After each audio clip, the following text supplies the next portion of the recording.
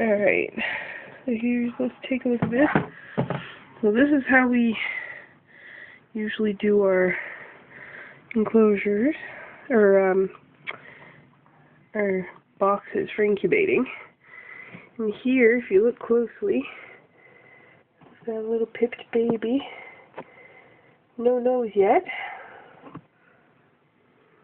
And none of the other ones have pipped yet, but they shouldn't be far behind. So just a little explanation of how this works. It's called the substrateless method. You can put whatever you want on the bottom. We usually use perlite. And then you fill it up with water, and you put egg crate, and you put your eggs on top. And usually you can incubate them up to the last month or the last 2 weeks, usually, before you take a piece of moist paper towel and you put it on top to make sure the eggs don't get too hard. Al's got the paper towel, we're just taking it away because we don't need it anymore.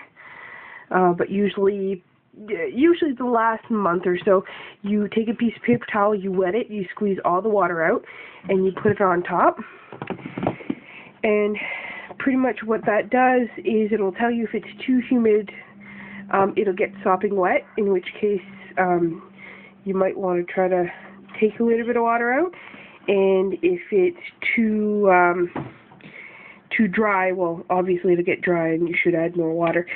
But it just helps keep the eggs from hardening a bit too much, which isn't usually an issue with corns.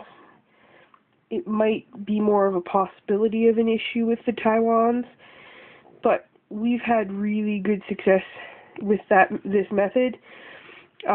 We've had a lot of 100% hatch rates with it, except for maybe 1 or 2 clutches, which were corns that hadn't been brumated.